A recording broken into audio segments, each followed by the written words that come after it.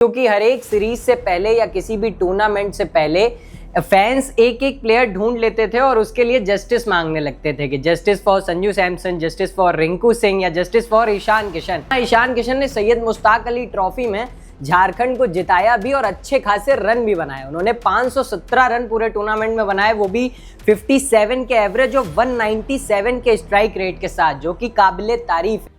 T20 world cup 2026 के लिए India का स्क्वाड अनाउंस हो चुका है और इसके बारे में कई सारी बातें हो रही हैं।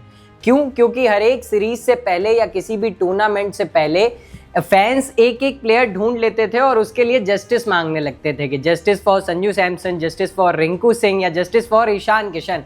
इस बार जब स्क्वाड अनाउंस हुआ तो ये जो जितने भी प्लेयर थे जिनके बारे में लगातार ये बात होती थी कि इन्हें खिलाना चाहिए, सेलेक्टर्स इन्हें क्यों सेलेक्ट नहीं कर रहे हैं, उन सभी प्लेयर्स को इस बार सेलेक्ट कर लिया गया है और एक बड़े ओकेशन के लिए, वर्ल्ड कप के लिए सेलेक्ट कर लिया गया है। जहां ईशान किशन ने सैयद मुश्ताक अली ट्रॉफी में झारखंड को जिताया भी और अच्छे खासे रन भी बनाए। उन्होंने 517 रन पूरे टूर्नामेंट में बनाए, वो भी 57 के एवरेज और 197 के स्ट्राइक रेट के साथ, जो कि काबिले तारीफ है। इसी वजह से ईशान किशन को कंसीडर किया गया है। और जो बात अजीत अगरकर ने प्रेस कॉन्फ्रेंस में कही वो भी बहुत सटीक बैठती है ईशान किशन को टीम में रखने के लिए, क्योंकि जितेश शर्मा जो है वो मिडिल में खेलते हैं और संजू सैमसन टॉप ऑर्डर में खेलते हैं।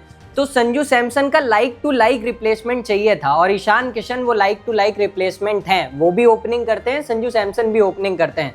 तो अगर बाई चांस संजू सैमसन किसी वजह से बाहर बैठते हैं या रूल्ड आउट होते हैं इंजरी की वजह से या किसी भी कारण से, तो उनका like to like replacement team के पास होगा। ईशान किशन को खिलाया जाएगा, वो उसी स्ट्राइक रेट और उसी तरह से खेलेंगे जिस तरह से संजू सैमसन खेलते हैं।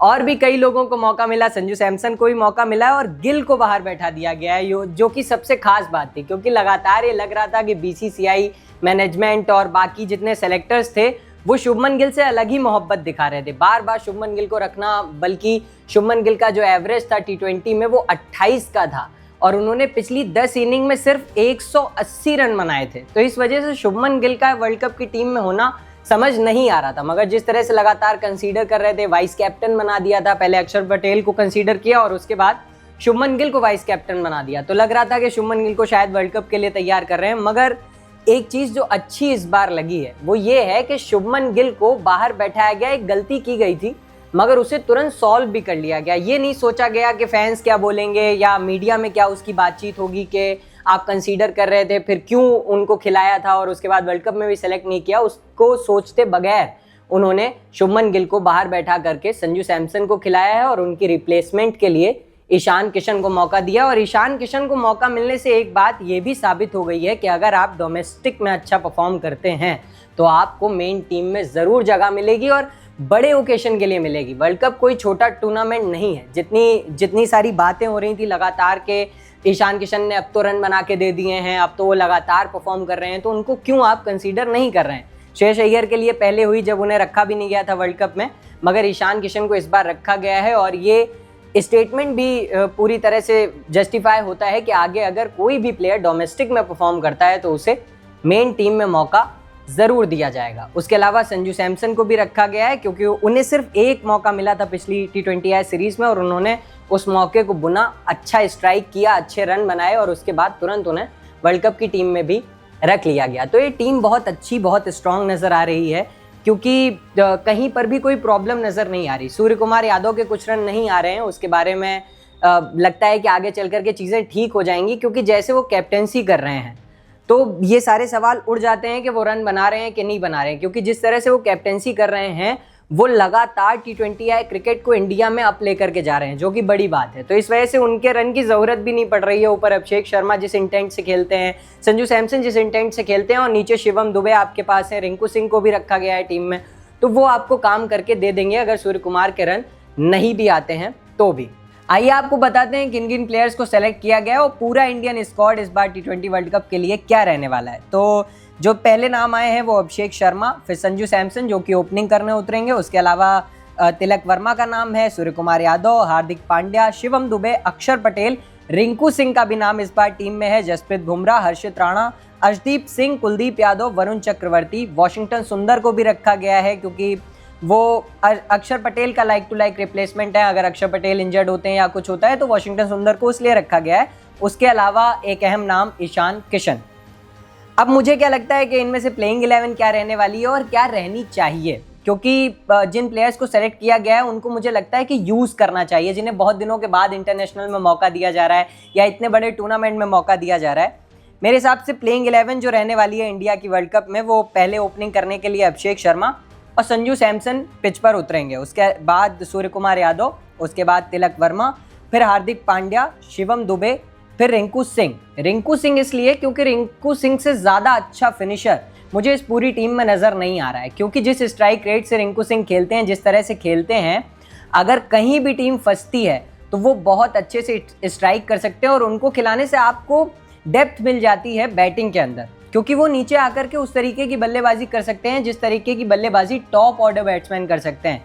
और हार्दिक पांड्या भी जिस तरीके के फॉर्म में इस समय है, उनके बाद अगर रिंकू सिंह आएंगे और एक दो बड़ी हिट भी लगा देंगे तो स्कोर बहुत ज़्यादा ऊपर जा सकता है, और अगर कहीं हम फंसते हैं, दूसरी इनिंग में फंसते हैं, तो भी रिंकू सिंह वहाँ से हमें निकाल सकते हैं। उसके अलावा अक्षर पटेल का नाम उसके बाद आता है, फिर वरुण चक्रवर्ती। अक्षर पटेल मुझे लगता है क्योंकि तो वो वाइस कैप्टन है तो पूरे टूर्नामेंट में ही वो रहेंगे, मगर अक्षर पटेल के खेलने से एक जो सबसे अच्छी चीज़ होती है वो ये होती है कि वो इकोनॉमी मेंटेन करके रखते हैं, जिसकी वजह से उनके पार्टनर बॉलर को बहुत ज़्यादा सपोर्ट मिलता है और उसे विकेट मिलते हैं, और इधर वो इकोनॉमी मेंटेन रख के एक दो विकेट पावर प्ले में निकाल देते हैं। तो इसलिए अक्षर पटेल जब टीम में होते हैं तो स्पिन भी आपकी बहुत ज़्यादा स्ट्रांग हो जाती है। उसके अलावा मेन फास्टर बॉलर में मुझे लगता है कि हर्षदीप सिंह और जसप्रीत बुमराह को रहना चाहिए। वैसे जितना गौतम गंभीर का प्यार है हर्षित राणा को लेकर के, हो सकता है कि आपको हर्षित राणा भी कुछ मैचेस में देखने को मिल सकते हैं, मगर मेरे हिसाब से हर्षदीप सिंह को खिलाना चाहिए, क्योंकि जिस तरह से उन्होंने परफॉर्म किया है, जिस तरह से उन्होंने खेला है, वो बहुत ही बेहतरीन है T20 आए में। तो मुझे लगता है कि हर्षदीप सिंह को मौका मिलना चाहिए, हर एक मैच में वो बहुत अच्छा करके देंगे। और बाकी आपके पास हार्दिक पांड्या पहले से मौजूद है, इसीलिए रिंकू सिंह की जगह अच्छे से बन पा रही है यहाँ पे, और कुछ और शिवम दुबे भी निकाल सकते हैं। अगर किसी भी एक बॉलर का आपको दिन नहीं लग रहा है तो आप शिवम दुबे को भी ट्राई कर सकते हैं। तो ये पूरा स्क्वाड है इंडिया का, और मुझे लगता है कि प्लेइंग 11 ये रहने वाली है और इस तरीके की पूरी चीज़ें। तो जितनी भी बातें होती थी कि इसके लिए जस्टिस होनी चाहिए, इसे सेलेक्ट करना चाहिए, इस टीम में हर एक प्लेयर को सेलेक्ट किया गया है जो डिज़र्व करता है, क्योंकि ईशान किशन इतना अच्छा परफॉर्म करके आ रहे थे, ज़रूरी था कि उन्हें खिलाया जाए।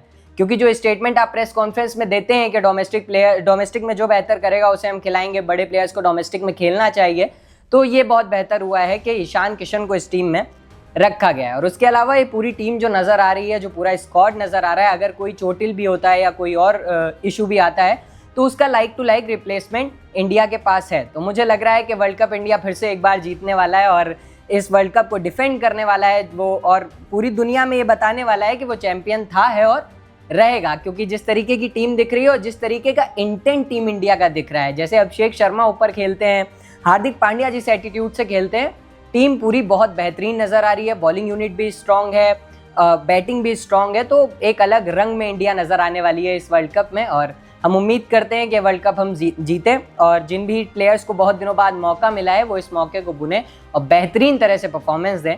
आपका क्या मानना है इस वर्ल्ड कप को लेकर के? आप क्या सोच रहे हो? किसके सिलेक्शन से आप सबसे ज़्यादा खुश हैं? हमें कमेंट बॉक्स में ज़रूर बताएं।